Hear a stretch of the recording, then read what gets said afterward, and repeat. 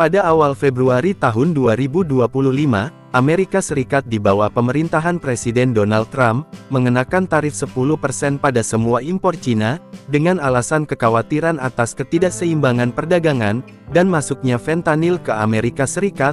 Sebagai tanggapan, Cina mengumumkan tarif pembalasan pada barang-barang Amerika Serikat tertentu, termasuk pungutan 15% pada batu bara, dan gas alam cair, dan tarif 10% pada minyak mentah, mesin pertanian, dan kendaraan tertentu. Analis memperingatkan bahwa, sengketa perdagangan yang berkepanjangan, dapat menyebabkan inflasi Amerika Serikat yang lebih tinggi, dan perlambatan pertumbuhan PDB Amerika. Tantangan ekonomi ini, dapat mendorong Federal Reserve untuk menyesuaikan kebijakan moneter, yang mempengaruhi nilai dolar. Presiden Donald Trump, telah mengambil sikap tegas pada kebijakan perdagangan, khususnya yang menyangkut saingan ekonomi utama, seperti China, dan negara-negara BRICS. Dia telah mengeluarkan peringatan yang keras, jika negara-negara BRICS beralih dari dolar Amerika Serikat, dalam transaksi internasional, tarif 100% akan dikenakan pada mereka.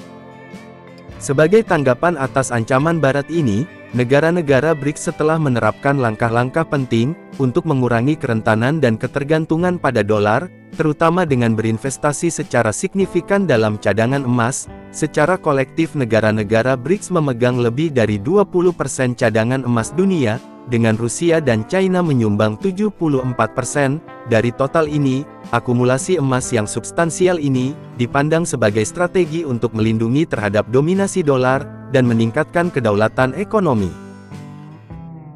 Pada Januari tahun 2025, Bank Rakyat Tiongkok memperluas cadangan emasnya untuk bulan ketiga berturut-turut, dengan menambahkan sekitar 0,16 juta troy ounce atau sekitar 4,98 metrik ton. Ini menjadikan total kepemilikan emas resmi China menjadi sekitar 2.285 metrik ton, yang menyumbang sekitar 5,5% dari total cadangan devisanya. PBOK sebelumnya telah menghentikan pembelian emasnya selama 6 bulan, dan melanjutkannya pada November tahun 2024 dimulainya kembali. Ini sejalan dengan tren yang lebih luas di antara bank-bank sentral, untuk mendiversifikasi cadangan mereka di tengah ketidakpastian geopolitik, dan ekonomi yang sedang berlangsung.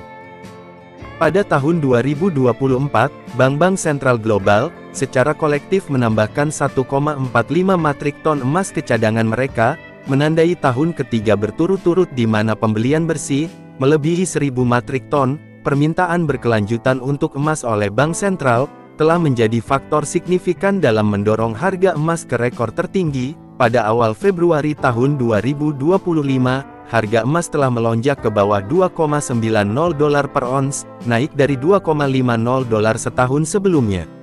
Analis menghubungkan kenaikan ini dengan daya tarik emas, sebagai aset berharga di tengah ketidakpastian ekonomi global, dan ketegangan geopolitik. Analis mengatakan bahwa pembelian emas baru oleh PBOC, mungkin dipengaruhi oleh faktor politis, terutama dalam menanggapi pergeseran geopolitik global.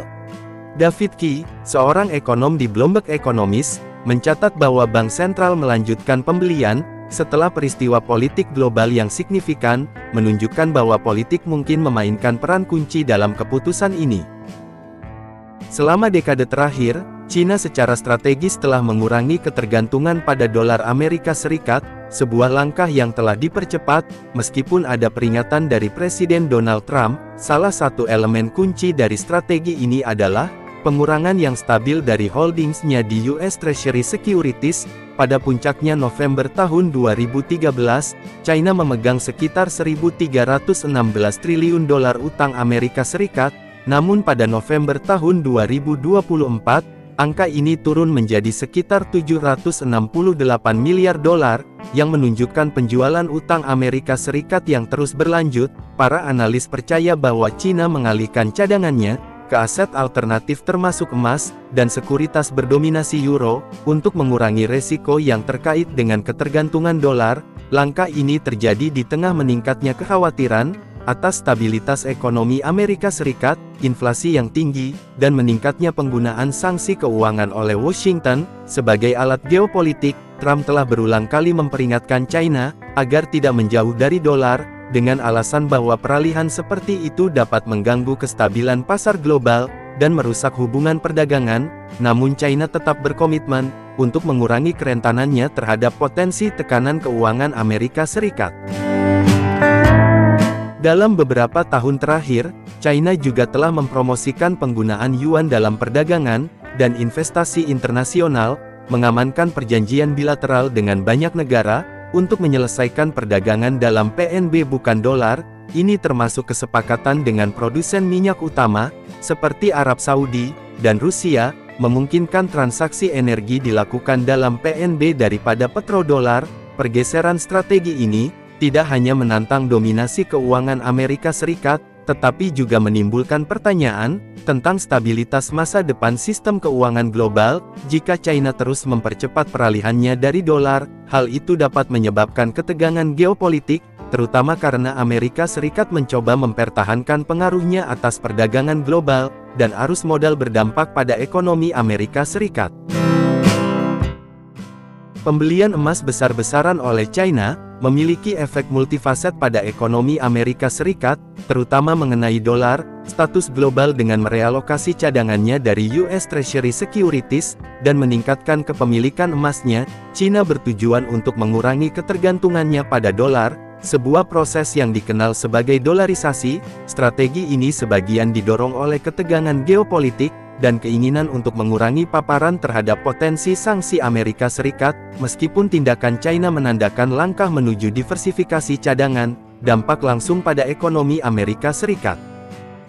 Amerika Serikat mendapat keuntungan dari status dolar sebagai mata uang cadangan dunia, yang memungkinkan biaya pinjaman yang lebih rendah, dan kemampuan untuk menjalankan defisit perdagangan.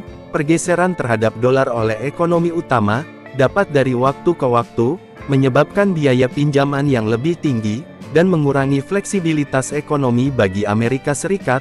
Meskipun demikian, transisi seperti itu kemungkinan akan bertahap, mengingat dolar yang mengakar dalam keuangan global. Selain itu, akumulasi emas Cina berkontribusi pada kenaikan harga emas global, yang dapat mempengaruhi pasar keuangan Amerika Serikat, dan perilaku investor. Karena emas menjadi aset yang lebih menarik, portofolio investasi mungkin bergeser dari aset berdominasi dolar, yang berpotensi mengurangi permintaan bagi investor. Cina bukan satu-satunya negara di belahan bumi selatan yang beralih dari dolar. Sejumlah negara termasuk yang berada di dalam kelompok BRICS telah mengikuti tren ini selama beberapa tahun terakhir. Bank Sentral Brazil secara progresif telah meningkatkan cadangan emasnya sebagai bagian dari strategi untuk meningkatkan stabilitas keuangan dan mendiversifikasi kepemilikan valuta asingnya. Pada tahun 2023, Bank Sentral Brazil membeli sekitar 100 metrik ton emas, yang menandai peningkatan penting dari 80 metrik ton yang diperoleh setiap tahun. Antara tahun 2018 dan 2022, peningkatan akuisisi emas ini mencerminkan langkah-langkah proaktif Brazil untuk melindungi ekonominya dari guncangan eksternal dan fluktuasi mata uang yang secara historis bergantung pada dolar Amerika Serikat. Indonesia sebagai aliansi terbaru BRICS telah mulai peningkatan strategi cadangan emasnya untuk menyelaraskan dengan tujuan kolektif BRICS. Pada tahun 2024, Bank Indonesia memperoleh sekitar 80 metrik ton emas, percepatan signifikan dari 50 metrik ton yang dibeli setiap tahun. Antara tahun 2018 dan 2023, lonjakan pembelian emas Indonesia menggarisbawahi komitmennya terhadap diversifikasi keuangan dan ketahanan ekonomi. Peningkatan dari 50 menjadi 80 metrik ton merupakan kenaikan 60% dalam akuisisi tahunan, didorong oleh strategi ekonomi internal dan integrasinya ke dalam kerangka BRICS.